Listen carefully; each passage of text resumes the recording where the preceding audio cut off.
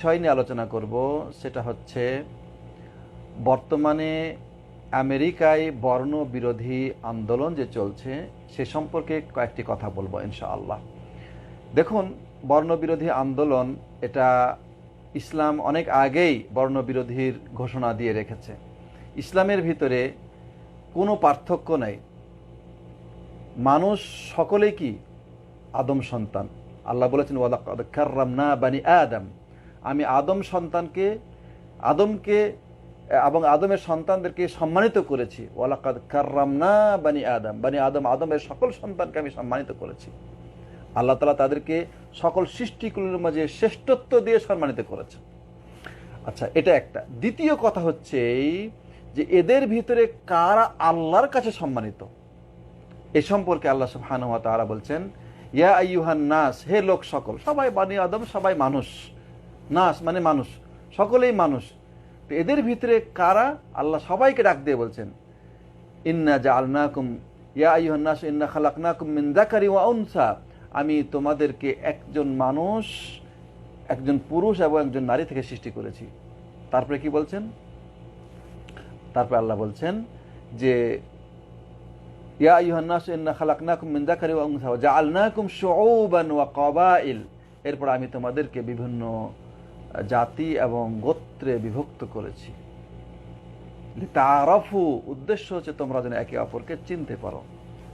আল্লাহ তাআলার উদ্দেশ্য হচ্ছে যে মানুষ যেন একে অপরকে চিনতে পারে।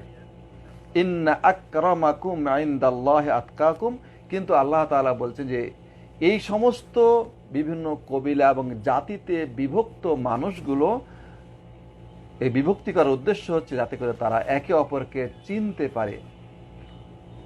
আচ্ছা, এদের ভিতরে কে শ্রেষ্ঠ আর কে অধম তার একটা মানদণ্ড আল্লাহ নির্ধারণ করেছেন। আল্লাহ বলছেন যে ইন্না আকরামাকুম ইনদাল্লাহি আতকাকুম, নিশ্চয় তোমাদের মাঝে আল্লাহর কাছে সবচেয়ে সম্মানিত সেই লোক যে আল্লাহকে সবচেয়ে বেশি ভয় করে চলে। আল্লাহু আকবার, আল্লাহকে সবচেয়ে বেশি ভয় করে চলে, অর্থাৎ আল্লাহর ভয় যার ভিতরে আছে সে আল্লাহর কাছে সবচেয়ে বেশি সম্মানিত। আল্লাহু আকবার, এটা হচ্ছে ইসলামের মূলনীতি। এটা হচ্ছে ইসলামের কি মূলনীতি। মানুষ কারো রং সাদা, কারো রং শ্যামলা, কারো রং কালো, কারো রং অনেকটা লাল, কারো ভাষা বাংলা, কারো আরবি, কারো ইংরেজি, কারো হিন্দি, কারো উর্দু, কারো জার্মানি, এরকম মেলা রকমের ভাষা আল্লাহ তাআলা দুনিয়াতে দিয়েছেন। এটাও আল্লাহর একটা কি নিদর্শন। আল্লাহ বলছেন যে ওয়ামিন আয়াতিহি খালকুস সামাওয়াতি ওয়াল আরদ, আল্লাহর নিদর্শন হচ্ছে এই যে আল্লাহ সুবহানাহু ওয়া তাআলা আকাশ এবং জমিন সৃষ্টি করেছেন, এটা আল্লাহর নিদর্শন।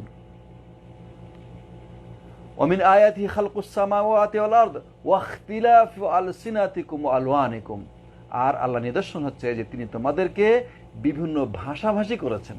তাহলে ভাষা এটা আল্লাহর নিদর্শন। ওয়া আলওয়ানিকুম, বিভিন্ন কালার সৃষ্টি করেছেন, এটা আল্লাহর একটা নিদর্শন। তো এদের মধ্যে সম্মানিত কারা? যারা আল্লাহকে সবচেয়ে বেশি ভয় করে চলে। এই জন্য দেখেন আবু লাহাব, লাহাব কেন বলছে জানেন? আবু লাহাবের নাম তার চেহারাটা আগুনের মতন উজ্জ্বল ছিল, এই জন্য তার উপাধি ছিল আবু লাহাব।